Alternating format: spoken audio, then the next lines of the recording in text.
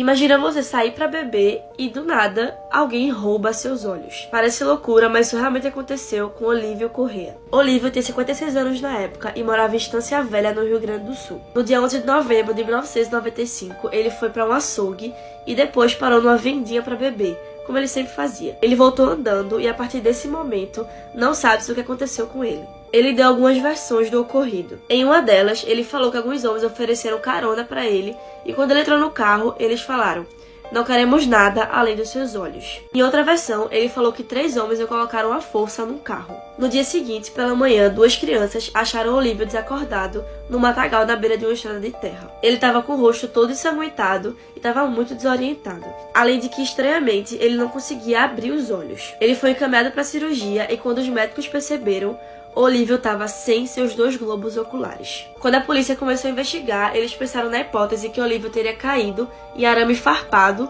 ou que alguma ave teria comido seus olhos. Mas de acordo com os médicos, isso seria impossível porque os seus olhos não foram simplesmente arrancados.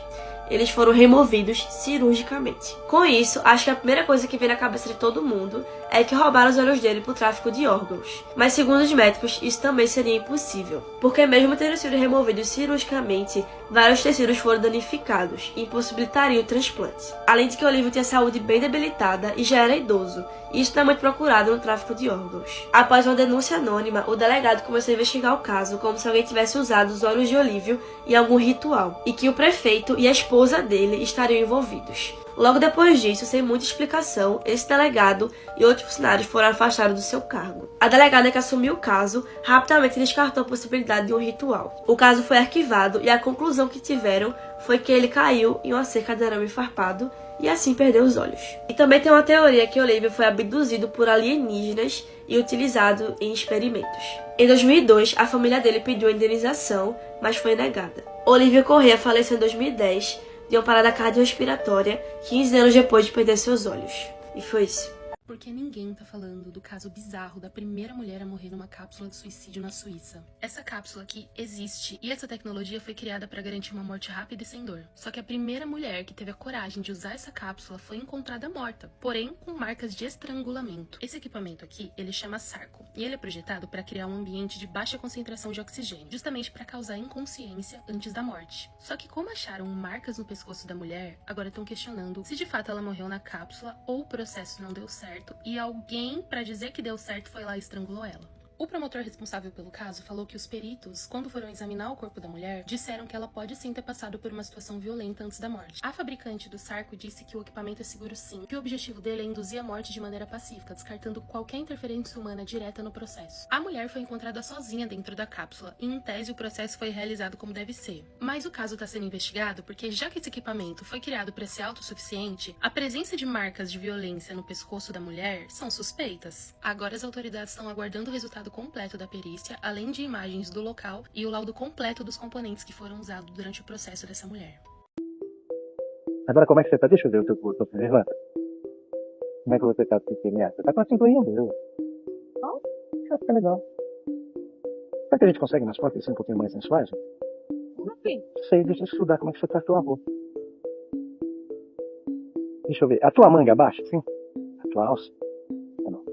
Não abaixa essa dica.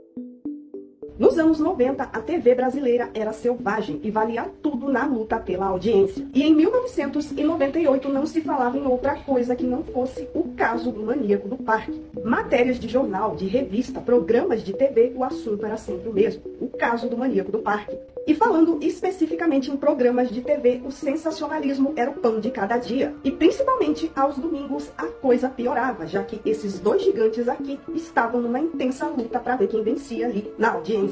O Domingão do Faustão e o Domingo Legal, que na época era apresentado pelo Gugu Liberato, travavam uma luta pela audiência onde valia tudo. E nessa, quem fosse mais sensacionalista vencia, com certeza. O que choca as pessoas, mas que naquela época era algo totalmente normal. No entanto, a produção do Domingo Legal acabou fazendo ali uma matéria que acabou pesando um pouco na mão e recebendo críticas pesadas mesmo naquela época. Na época, jornais, revistas e críticos de TV caíram matando em cima dessa matéria, que foi feita em cima de uma pergunta que muita gente se fazia na época: Como e por que mulheres aceitavam ir para locais ermos com um total desconhecido, apenas porque esse se dizia um fotógrafo ou caça-talentos de uma agência de modelos. A matéria supostamente queria mostrar que isso acontecia por uma questão de ingenuidade, ou também daquela mentalidade de que comigo não vai acontecer isso. E que mesmo nesse contexto onde o Brasil inteiro já sabia do caso do maníaco do parque e como Francisco atraía suas vítimas, muitas garotas poderiam sim aceitar ir para um local ermo com um total estranho.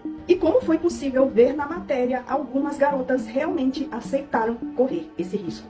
Gente, vamos lá, vai, levanta um pouquinho, vamos ver. A minha branda, só um pouco. Vai, acostuma aí, vai acostumando que a gente vai fazendo devagar. Gente, Levanta um pouquinho a blusa. Levanta ela toda. Eu quero mostrar só uma partezinha do sutiã, assim, só uma metade. Isso, como quem tá tirando. Não, você não tira assim? tira. Então, faz de conta que você tá tirando. Isso, vai levantando devagar.